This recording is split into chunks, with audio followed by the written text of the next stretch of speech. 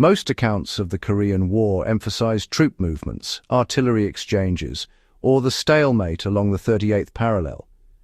What rarely receives attention is how something as basic as timber protection, or the lack of it, shaped both soldier survival and operational effectiveness. Engineers and carpenters were expected to erect field shelters, observation posts, and supply depots rapidly, often using locally sourced wood. Yet a persistent myth influenced their decisions that applying minimal coatings or simply nailing timber together was sufficient for long-term protection. The reality, as field reports and post-war analyses show, was far different. Wood decayed faster than anticipated, compromising structures, supplies, and indirectly the health and readiness of troops. If you follow this channel for serious historical insight, subscribe now. This story isn't about dramatic battlefield heroics. It's about understanding the quiet structural challenges that shape both survival and strategy in the field. The Korean climate exposed every weakness in timber construction. The Korean peninsula presents an unusually challenging environment for wood. Summers are humid, winters are bitter, and rapid shifts between freeze and thaw put immense stress on structural materials. Timber used for field shelters or forward posts expanded and contracted dramatically. Pine, fir, and other locally available softwoods were abundant, but prone to decay when untreated or inadequately protected. In one recorded instance from 1952, a series of small observation posts along the Imjin River showed rapid degradation within months. Roofs sagged under heavy snow, floors warped, and structural joints loosened. Soldiers had to shore up the posts constantly, diverting labor away from patrols and operational duties. These failures were rarely reported in official histories, but they created a persistent operational burden. The consequences were subtle but real. Exposure to the elements increased frostbite and illness, and supply storage became unreliable. The myth that simple coatings were enough persisted in the field. Many officers believed that basic coatings, linseed oil, thin paint layers, or even a light creosote treatment would suffice to protect timber indefinitely. Field manuals of the time often reinforced this misconception, prioritizing speed over durability. While these coatings provided short-term benefits, they were insufficient against prolonged exposure to moisture, frost, and ultraviolet radiation. Tests conducted in controlled conditions during the war showed untreated or lightly coated pine could lose structural integrity within 6 months in Korea's climate. In contrast, fully seasoned hardwoods treated with heavy oils or creosote lasted for multiple seasons. The failure to implement these more effective techniques illustrates a broader lesson. Expediency often overrides evidence-based durability, even in life-and-death situations. Old carpenters used methods that modern builders often ignore. Traditional carpentry emphasized both material choice and protective methods. Mortise and tenon joinery, scarf joints, and interlocking designs distributed stress through the wood rather than relying solely on nails or screws. Heavy oiling or charring of external surfaces helped repel moisture and slow fungal growth. These techniques were well known among experienced carpenters, yet wartime engineers frequently bypassed them, citing labor constraints or insufficient training among troops. Historical records show that posts built using these older methods, even in the same environment, lasted significantly longer than hastily assembled counterparts. In one 1951 field experiment documented by the U.S. Army Corps of Engineers, posts constructed with interlocking joints and oil-treated pine retained over 80% of their structural integrity after 9 months, while standard nailed posts without treatment lost nearly half their strength. Structural failures directly affected soldier safety and operational readiness. The decay of wood structures was not merely an inconvenience, it had direct consequences for soldier survival. Floors warped and split, creating tripping hazards.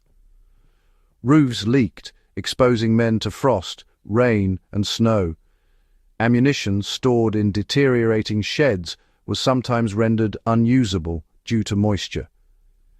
Diaries from the 1st Cavalry Division indicate that repeated maintenance of deteriorating shelters became a routine burden, consuming manpower that could have been applied to patrols, reconnaissance, or fortification improvements. The indirect effects were even more significant. Troops exposed to harsh weather experienced higher rates of frostbite, illness, and fatigue. Supply chain reliability decreased as wooden storage facilities failed, and morale declined in the face of constant preventable structural problems. These outcomes reveal that small technical oversights can have cascading operational consequences. Climate, material, and labor combined to exacerbate the problem. Field reports show a consistent pattern.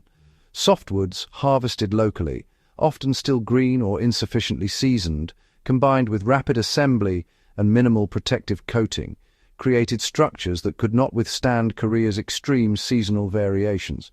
Soldiers improvised, adding sandbags, tarpaulins, or additional supports, but these were stopgap measures. Engineers noted that the labor-intensive repairs required attention that would have been better directed toward strategic improvements or defensive works. One documented case along the Central Front involved a temporary supply depot built with untreated pine. Within 4 months, moisture-induced warping compromised the roof and shelving. Soldiers had to redistribute supplies, prop beams, and constantly monitor structural integrity. While this seems minor, in aggregate, it disrupted operational planning across multiple units. The lessons learned in Korea influenced post-war military construction. Post-war analysis of Korean War construction failures led to new guidelines for timber structures in extreme climates. Recommendations included careful selection of wood species, pre-treatment with oils or creosote, elevated flooring to avoid ground moisture, and interlocking joinery for critical structural elements. These lessons carried forward into Cold War-era field manuals and influenced construction for permanent bases and refugee shelters.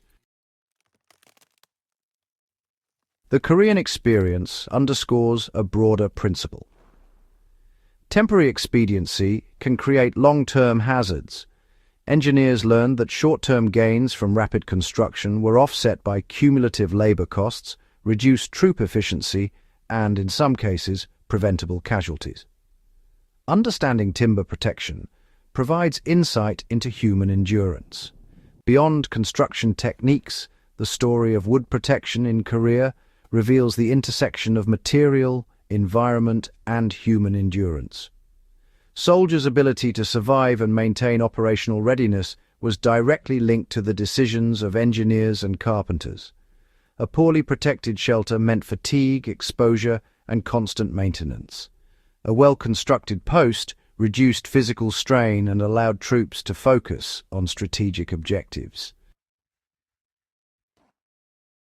The failure to recognize and implement proper timber protection also illustrates a psychological component. Under pressure, commanders often prioritize speed and apparent efficiency over durability and long-term planning. The consequences are subtle, cumulative, and easily overlooked in traditional histories. Modern builders and survivalists can learn from historical practice. The Korean War is not just a military case study. It offers practical lessons for anyone working with wood in challenging climates.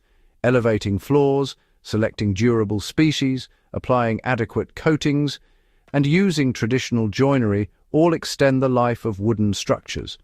For survivalists, these methods can mean the difference between a temporary shelter that fails after weeks and one that endures for seasons.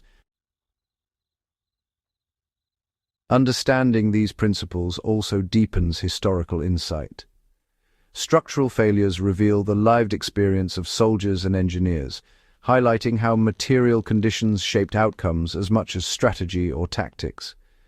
They remind us that history is not only fought on battlefields, but also in the trenches, huts, and supply depots where human endurance intersects with environmental realities. Remembering these lessons matters for both history and practice. The wood protection myth persists, not because it is true, but because expediency and modern assumptions often override centuries of practical experience. Korean War structures illustrate the consequences of ignoring materials science and traditional methods. They demonstrate that thoughtful planning, proper treatment, and respect for environmental challenges are essential for both survival and operational success. If you value in-depth historical analysis that goes beyond battles and politics, subscribe to History Matters. Share this video with others who want to understand the subtleties of wartime engineering, human endurance, and practical lessons that remain relevant today. History is not only in events and dates, it is in the decisions, techniques, and small choices that shape human experience. The lessons of old carpenters and the failures of hurried field construction endure because they reveal truths about preparation, foresight, and survival that remain vital across generations.